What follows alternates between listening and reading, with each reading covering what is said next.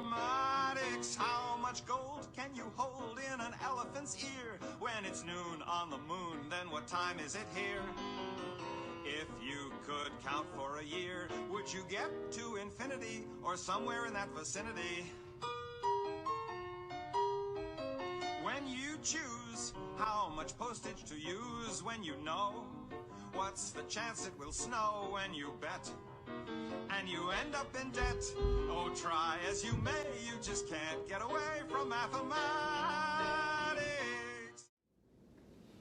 Good morning, grade 12s. It's Friday morning, April 17th. Welcome back to another day of physics. So today is going to be the day where your test gets posted on Connect. And again, remember that you will have until next week, Friday, to get that test back to me. But in preparation for that test, again, remember to go over your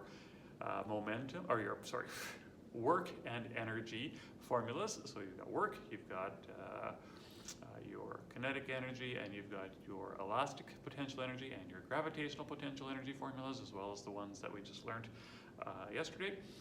And this morning right now I want to go over questions 1 and question 3 from yesterday's assignment. But before we do that, I want to again just encourage you with a bit of a verse of the day today. Today's verse of the day comes from Psalm 91 verse 1. And it's kind of cool that it is 91-1 or 911. When you're little, you're taught to call 911 if you get into trouble or if you see things that are problematic. And so Psalm 91:1 is also a verse where you can go to when things maybe aren't going so well. It's a verse that you can call upon to be encouraged. So Psalm 91:1 simply says, "Whoever dwells in the shelter of the Most High will rest in the shadow of the Almighty." And verse 2 is, "I will say to the Lord, He is my refuge and my fortress, my God in whom I trust." So be encouraged by that today. And remember, it is 911. All right, so going over the problems from yesterday. Question number 1. Okay, again, we're looking at elastic collisions, and we are looking at situations where we don't know the final velocity of either of the two objects. So in question 1, we've got an object A traveling to the right. It doesn't say which direction, but it says they're traveling towards. So we get to pick direction. So we're going to say it's going to the right. 2.4 kilograms, 10 meters per second to the right. Object B is a 3.6 kilogram object and is initially at rest. Now, because it's at rest, we're good to go with the formulas as we learned them yesterday. So V1 prime, which will be the final velocity of object 1, or in this case object A, but it's M1 minus M2, M1 plus M2, and then V1. Plug in our numbers and you get negative 2 meters per second. That tells you that it is moving to the left at 2 meters per second. Again, we know it's left because we took this 10 as a positive number and it was going to the right. We get a negative number, tells us it's moving to the left. And same thing for V2 prime, the final velocity of object B. Again, we have our formula as we learned it yesterday. We plug in our numbers and we get 8 meters per second. And so object 2 is going to the right at 8 meters per second. So what's happening is these two objects are coming together. Object 1 is bouncing back slowly. Object 2 is heading off to the right at 8 meters per second. Part B of the question says to calculate how much of object A's kinetic energy was transferred into object B's kinetic energy. So object A initially has a kinetic energy of 1/2 mv squared, or 1/2 times 2.4 times 10 squared, which is 120 joules. Okay, that's what it has initially. After the collision, object B has a kinetic energy that's equal to 1/2 mv squared. Again, now using its velocity, which was 8 meters per second, and we get 115.2 joules. So 115.2 joules out of the 120 joules that A had before the collision was transferred. 115 out of 120 is 0.96 or 96%. So 96% of object A's kinetic energy was transferred into object B's.